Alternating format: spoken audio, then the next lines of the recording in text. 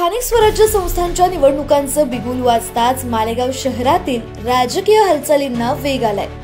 मालेगाव नगरपंचायतच्या नगराध्यक्षपदाचं आरक्षण ओबीसी प्रवर्गासाठी जाहीर होताच शहरात दोनच नावांची जोरदार चर्चा सुरू झाली आहे। राष्ट्रवादी काँग्रेसकडून अरुण बळी आणि भाजपाकडून नागेश बळी हे दोन दावेदार पुढे आले असून दोन्ही पक्ष अखेर कोणावर विश्वास ठेवून तिकीट देतात याकडे सर्वांचं लक्ष लागलंय।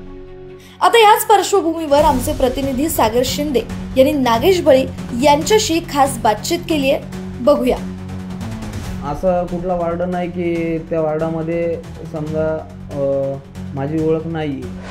जर मालेगाव शहरामध्ये भारतीय जनता पार्टीची जर सत्ता आली तर 17च्या 17 प्रभागामध्ये वार्डामध्ये जास्तीत जास्त निधी देण्याचं काम आम्ही निश्चित करू। जातपात न बघता त्याची जी समस्या आहे ती सोडवण्याचं मी 100% काम करेन। नगरपंचायत निवडणूक येऊ घातली आहे आणि मालेगाव नगरपंचायत नगराध्यक्षाचं पद ओबीसी प्रवर्गासाठी राखीव आहे आणि तुम्ही बीजेपी कडून ही निवडणूक लढण्यास इच्छुक आहात। तर तुम्हाला काय वाटते की पक्ष तुमच्यावर विश्वास ठेवून तुम्हाला तिकीट देईल का आणि तुम्हाला तिकीट का द्यावं पक्षाने? नाही, बिलकुलच नाही आहे। पक्ष माझ्यावर विश्वास नाही ठेवणार। पक्ष जनतेचा कल बघल आणि जनतेवर विश्वास ठेवून जनतेच्या मनात कोणाचं नाव चर्चेत आहे की भारतीय जनता पार्टीचं तिकीट कुठल्या उमेदवाराला मिळालं पाहिजे, त्या हिशोबानं भारतीय जनता पार्टी ठरवेल की बा कुठल्या उमेदवाराला तिकीट द्यायला पाहिजे। तिकीट मिळाल्या विश्वासाने तुम्ही पूर्ण प्रभागात मोर्चेबांधणीला सुरुवात केली आहे, तर मतदारांकडून तुम्हाला कसा प्रतिसाद मिळतो याच्या बाबतीत? मतदाराकडून रिस्पॉन्स चांगलाच भेटत आहे, कारण की असा कुठला वार्ड नाही की त्या वार्डामध्ये समजा माझी ओळख नाही आहे। प्रत्येक वार्डामध्ये माझा मित्रपरिवार हा संघटनेमध्ये मी काम केलेलं आहे, त्यामुळे मोठा आहे, बराच मोठा आहे। तर शहरामध्ये असं काही नाही की नगरसेवक का नगराध्यक्ष यांनाच कामं सांगितले जातात। ज्यांच्यावर विश्वास आहे की हे करू शकते, हे आपल्या मदतीला येऊ शकते, का याच्यामुळं होऊ शकतात कुठले कामं आमचे, ज्यांना विश्वास आहे त्या विश्वासाने आज त्यांच्यासमोर एक मी आत्तापर्यंत संघटनेचं काम करत होतो, त्या विश्वासाने मला सहकार्य करत होते सर्वजण। आणि आता एक राजकीय क्षेत्रातने मी समोर आलो आहे, तर नक्कीच त्यांच्यामध्ये आनंदाचं वातावरण आहे। अलीकडच्या काळात तुम्ही आमदार खासदारांच्या भेटी घेतल्या, तर कसा रिस्पॉन्स होता त्यांचा तुमच्या बाबतीत? माझ्या बाबतीत त्यांचा रिस्पॉन्स चांगलाच होता। त्यांनी माझ्यावर विश्वास दाखवला आणि जर मालेगाव शहरामध्ये भारतीय जनता पार्टीची नगर परिषदमध्ये जर सत्ता आली तर 17च्या 17 प्रभागामध्ये वार्डामध्ये जास्तीत जास्त निधी देण्याचं काम आम्ही निश्चित करू असं त्यांनी मला सांगितलं। आणि शहरासाठी ज्या काही आत्तापर्यंत जनतेच्या मनातल्या समस्या आहेत त्या सोडवण्याचं काम तुम्ही निश्चित करा आणि आम्ही तुम्हाला कुठल्याही प्रकारचा निधी कमी पडू देणार नाही असंही त्यांनी मला सांगितलं। देशात आणि राज्यभरात जातीपातीचं राजकारण होत आहे आणि आता आपल्या मालेगाव शहरात सुद्धा नगरपंचायतच्या निवडणूक लागल्या आहेत आणि तुम्ही राजकारणात एंट्री केली आहे, तर तुम्ही कसं बघताय जातीपातीच्या राजकारणाकडे? आणि जर का तुम्हाला जनतेने कौल दिला आणि तुम्ही नगराध्यक्ष झाले तर कसं निवारण करणार सगळ्यांच्या समस्याचं?